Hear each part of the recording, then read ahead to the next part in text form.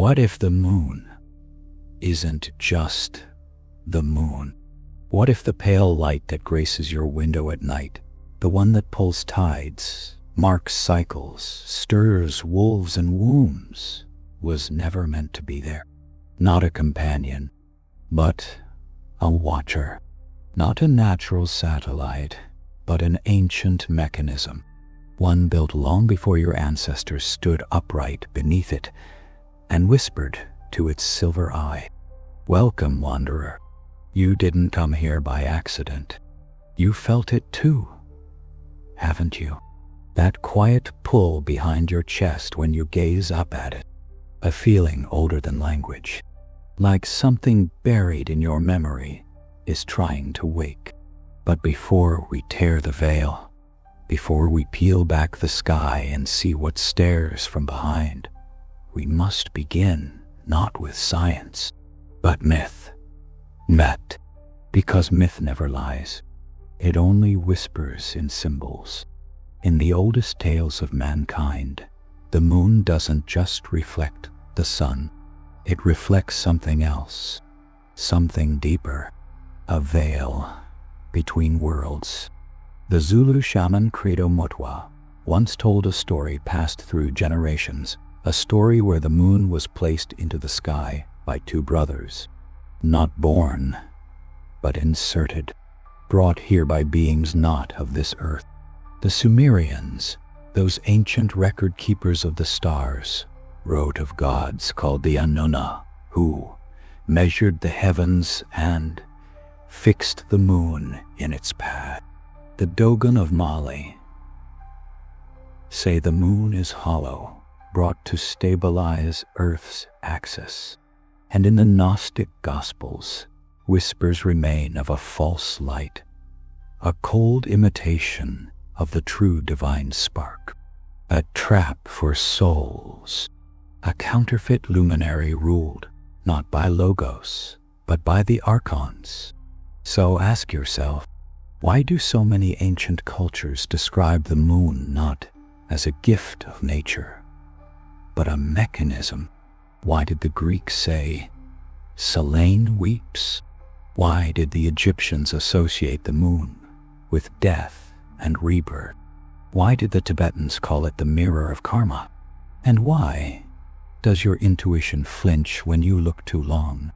Science, of course, insists it's all simple.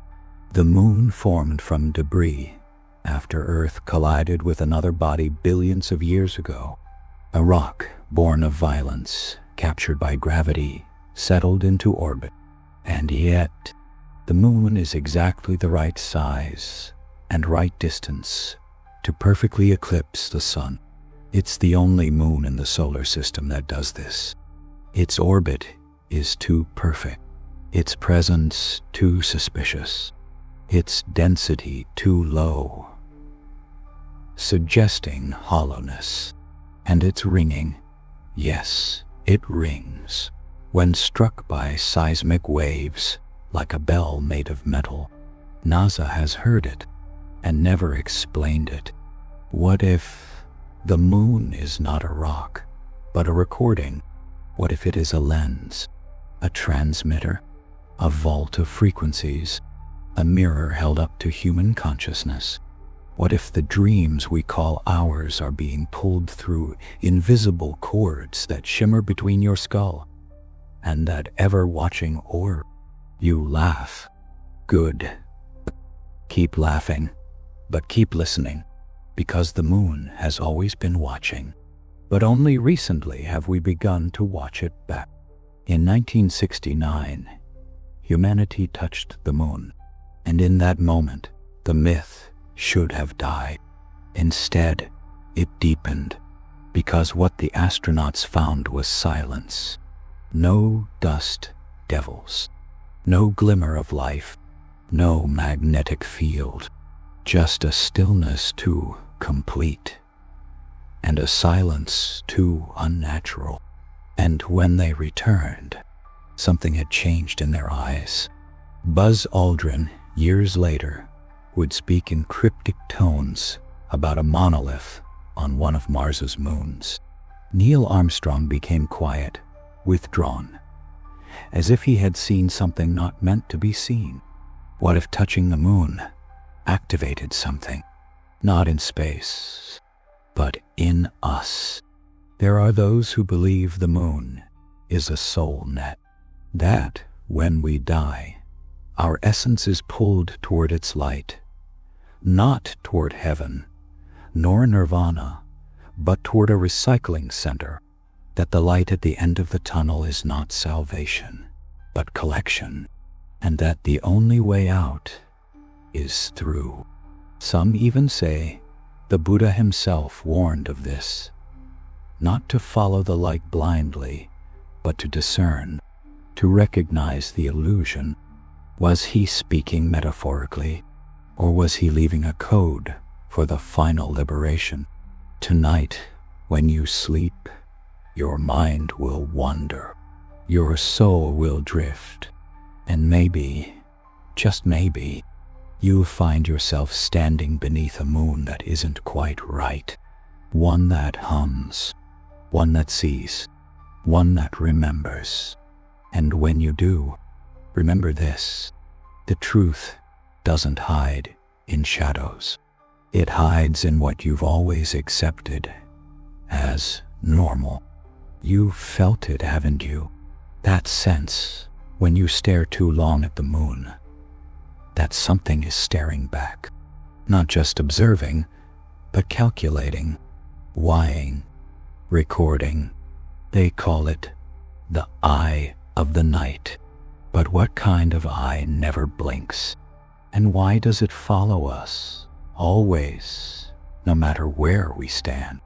Let's begin with the impossible. In 1969, the Apollo 12 mission sent a lunar module crashing into the moon. The seismic instruments left behind recorded something unexpected. The moon rang, not just for a moment, but for nearly an hour. Like a bell, a slow, metallic vibration. Not the echo of a natural body, but the reverberation of something hollow, something built. NASA scientists were baffled.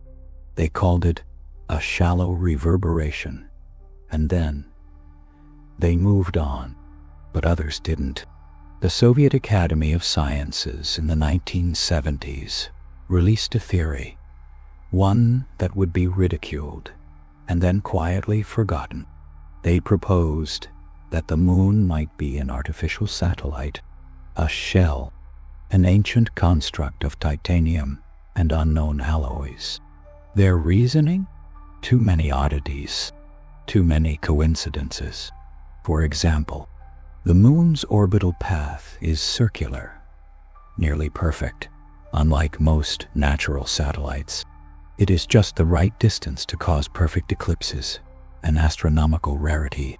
Its crust is oddly thin on the side facing Earth, and thicker on the dark side.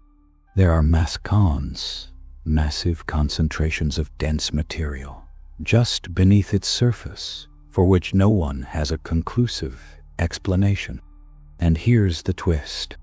The moon is older than the Earth, or so the isotopic data suggests. How can something orbiting Earth be older than Earth itself? Some say the moon was part, like a satellite, like a device, like a prison. Ancient myth may hold more truth than we imagine. In the writings of Plutarch and Aristotle, there are references to a time before the moon. The Arcadians, a people of ancient Greece, were called proselynes, those who came before the moon. Even in biblical tradition, Genesis speaks of the lesser light being made to govern the night, not born, made. And in the book of Enoch, that forbidden text cast out of the canon, the watchers descend from the heavens, tamper with creation, and rule in shadows. Many believe the moon is their throne, a mirror in the sky, watching, recycling, feeding. But if the moon was placed, by whom and why? The Gnostics give us one possible answer. They spoke of the archons, beings not born of source, but formed from shadow, mimics of creation, masters of illusion. Their domain is matter, manipulation, and forgetting. They rule through constructs, not violence. What if the moon is one such construct?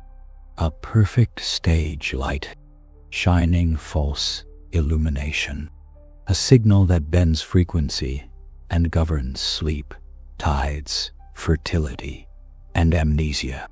Consider this. Every major religious calendar is based on lunar cycles.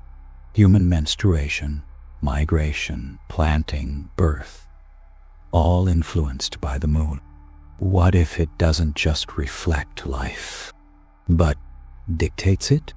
What if the moon is not just a reflector of light, but of consciousness? Now, ask yourself, why has every ancient civilization, Sumerian, Babylonian, Egyptian, Mesoamerican, revered the moon with equal parts awe and fear? The Aztecs believed the moon goddess Quetzalcoatl was dismembered and thrown into the sky, a warning, not a blessing. The Mayans tracked lunar eclipses with terrifying precision, fearing them as signs of imbalance.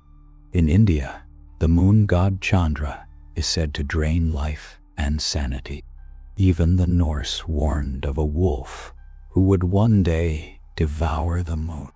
Why does humanity's most consistent archetype fear the same gentle orb we write poems about? Because instinct remembers what history forgets. And yet, science silences the question. We're told it's just a rock, an empty relic, nothing to fear. But silence can be engineered. Doubt can be programmed. Forgetting can be intentional. Now consider dreams. Why do so many report lucid dreams under full moons? Why are sleep disturbances and mood swings most intense on lunar cycles? Why do out-of-body experiences and astral projections spike during eclipses? Are these coincidences, or are they bleed-throughs? Gnostic mystics believe the soul travels through celestial spheres after death, and that the moon is the first threshold, a kind of filter, a gate. They taught that only the awakened could pass beyond it unbound, that others would return, emptied, forgetting, recycled. So what happens when you die? Do you ascend, or are you drawn irresistibly to the cold light in the sky? Does the moon feed on the soul's unawareness? Does it collect the echoes of lives half-lived and send them back into flesh? A cosmic loop, a karmic centrifuge. And now, the final question. What if this entire construct, from tides to time, from birth to death, is modulated through the moon? What if it isn't there for you, but to keep you here? They say the moon lights the night, but what if it dims the soul? What if behind that pale, familiar face, something ancient designed your forgetting, not through malice, not even through power, but through rhythm, through repetition, through a lullaby so ancient you've mistaken it for your heartbeat? Let's return to the roots. In Hermeticism, the mystical tradition said to descend from Thoth or Hermes Trismegistus, there is a sacred teaching, us above, so below. But this wasn't a mantra of comfort. It was a warning. that the heavens were not just reflections, but mechanisms. The Hermetic texts speak of the spheres, planetary shells that influence the soul's journey. Each planet was a filter, a test, and the moon, it was the gate of generation, the lowest sphere, the most binding.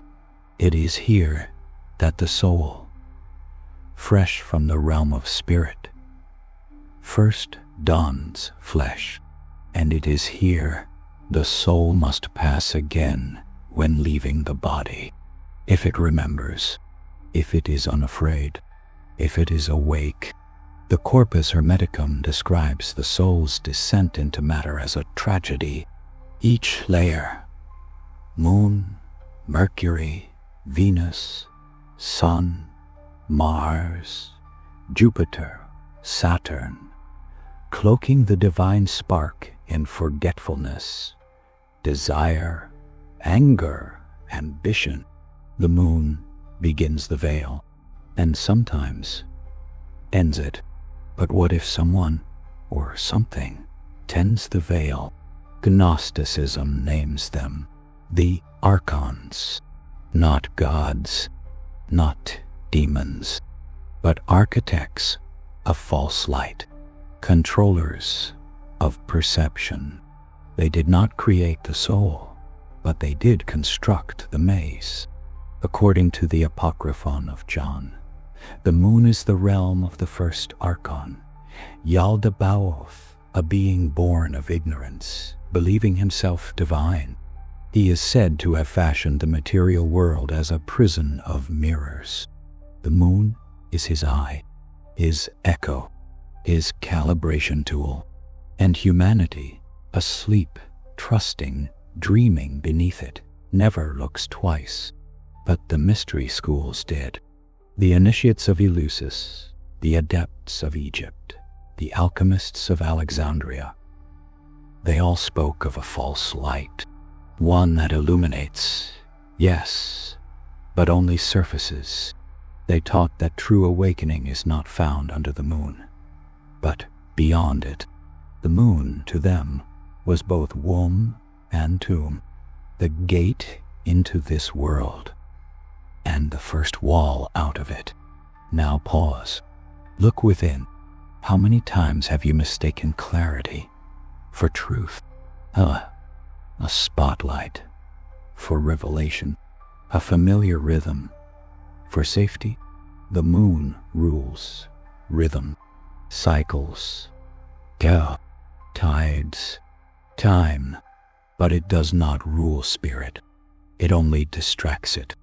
Even in Kabbalistic tradition, the moon is linked to Yesod, the foundation, but also the realm of illusion, dreams, images, reflections.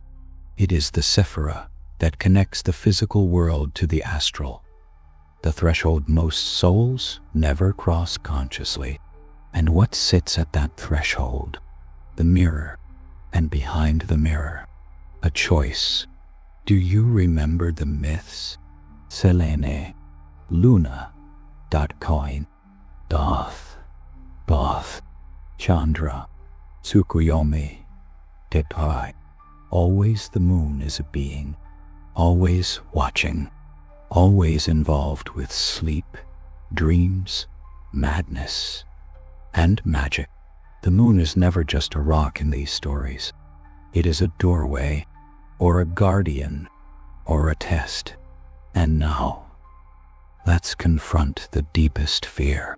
What if your soul has stood here before, at the edge of this knowing, at the foot of this mirror, staring at the moon and choosing to forget? What if Earth isn't your home, but your loop, and the moon, your reset button? In 1947, something fell in Roswell. But what if what mattered wasn't what fell, but what watched it fall? Since then, whispers have grown louder. Secret bases on the moon, dark missions, artificial constructs. Signals detected, then ignored. The moon never rotates to show its far side. It simply spins, perfectly synchronized, locked, as if hiding a secret, as if something wanted to stay unseen. Yet some have glimpsed it, in dreams, in deep meditation, in near-death visions, a corridor of light, a humming gate, a voice, not evil, not kind, simply indifferent, a voice that asks no questions, that gives no answers, only one path, return. But return to what? A world of forgetfulness, of half-remembered truths, and déjà vu, of longing for something you can't name. That longing may be the soul's final memory of freedom. So what now? You can forget. You can dismiss this as poetry and paranoia, a dance of dust and dreams. Or, you can remember, not all light is sacred, that not all rhythm is harmony, that not all watchers are guides. The moon is not your enemy, but it is not your mother either. It is the mirror of your cycles, your karma, your forgetting, and somewhere behind it, there may be something waiting for you to wake up. What happens when you die? Not the heartbeat, not the breath, not the rituals that follow, but you, the part that observes it all, detached, weightless, aware. Where do you go? You've heard the stories, the tunnel of light, the warm feeling, the relatives waving from the other side. But what if that light isn't the exit? What if it's the lure? This is the soul net hypothesis, whispered in occult circles, coded into ancient texts, echoed in near-death experiences that don't end with peace, but with confusion. It begins with a chilling question. What if reincarnation isn't evolution, but captivity? According to this theory, the moon acts as a soul trap, a recycling mechanism. When a person dies, their consciousness leaves the body and instinctively seeks the brightest beacon, the light. But this light, the theory says, is not the source. It's a holographic construct, a false gate, a frequency field tuned to pull souls in, strip them of memory, and cast them back into flesh, over and over. Gnostic teachings hinted at this long ago. In the Pistis Sophia, a forbidden text of early Christianity, it is said that souls are judged and then cast down again into new forms, but not by a divine creator, by the archons, gatekeepers of matter, engineers of repetition. They do not destroy, they recycle, they harvest experience. Why? Because experience is energy, emotion, fear, desire, longing, gutty.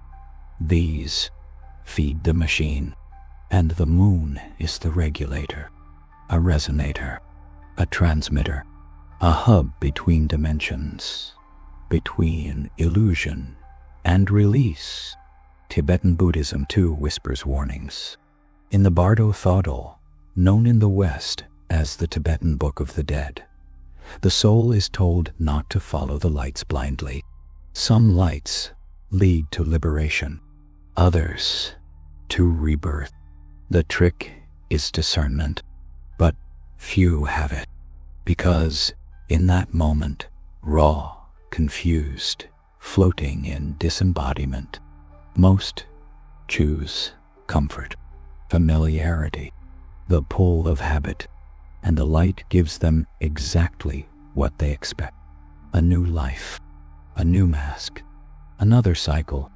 Now pause. Let this idea settle in you. What if you've died hundreds of times? What if you've been through the tunnel, felt the joy, felt the warmth, and still came back, never asking why? What if that warmth wasn't love, but sedation? A frequency, gentle and binding, a nursery song sung by something that has no face, but endless arms. The soul net hypothesis suggests that souls are filtered. Those who remain unaware are swept back into the matrix of incarnation, but those who recognize can break free. How? By remembering, by resisting the light, by turning away from the attraction and inward into the void, into stillness, into truth. You see, the greatest trap is expectation. You expect judgment. You expect loved ones. You expect tunnels, voices, divine forgiveness. But what if expectation itself is the net, constructed from your beliefs, your desires, your programming? If the moon is the satellite of experience, then belief is its power source. Now, ask yourself, why is memory wiped after death? Why do we return without knowing where we've been? Who made the rules? Nature, or something pretending to be nature? In 1994, a man named Thomas Sawyer, not a fictional character, but a near-death experiencer, reported that after death he was offered reincarnation by beings of light. But something in him questioned it. He asked to see what was behind the light. The beings hesitated. He persisted, and what he saw was not love. It was machinery. It was structure. It was something using the guise of love to perpetuate a cycle. He was sent back, shaken, and forever changed. These stories are not few. They exist across cultures, languages, belief systems. A soul caught, a flash of resistance, and then silence. So what if the moon is a relay station, a node between Earth and something else? Not necessarily evil, but indifferent. A processor, one that filters what is allowed to remember and what is not. One that categorizes souls by frequency and sends them where their resonance dictates. Not a punishment, a system, but systems can be seen, and what is seen can be transcended. The mystics teach that the only way out is in, to go beyond the tunnel, beyond the illusion, beyond the mind's craving for identity. This is the teaching of the awakened, the path of the renunciate, the secret behind all true liberation traditions. Do not follow the light, follow the silence, and will you remember? When the time comes, will you drift upward, arms open to the shining gate, or will you pause? Will you feel the artificial hum behind the warmth? Will you ask the forbidden question, who placed the light? Because the moon is not evil, nor is it good. It is a mirror, a filter, a mechanism, and perhaps the final illusion. If the moon is a loop, can it be broken? If it is a net, can the soul slip through? If it is an illusion, then who wakes you up?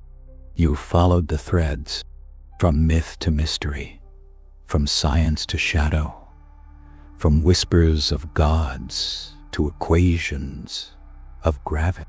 And now we arrive at the edge, not of knowledge, but of remembering, because the final question is not about the moon, it's about you. Are you ready to leave the cycle? Not just the cycle of death and rebirth, but the deeper one, the cycle of forgetting, of waking in a world you didn't choose, with a name you didn't pick, under a sky you never questioned. Are you ready to turn your back on the false light and step into the unknown? The ancients left breadcrumbs, not in temples, but in teachings, in symbols, in silence. They told us again and again, know thyself, all is mind. The kingdom of heaven is within. But what does that mean? It means the door is not up, it's in. Escaping the lunar loop is not about rockets, not about breaking gravity. It's about breaking attention, because what you feed with your awareness becomes your reality. And the moon, if it truly is a net, a filter, a mirror, functions through attention. It lures the gaze. It reflects your longing. It amplifies your fear. But it cannot reach into presence. Presence is the crack in the cycle. The moment you stop chasing the light, the moment you stop identifying with thought, with story, with emotion. The mystics taught this, not with fanfare, but with stillness.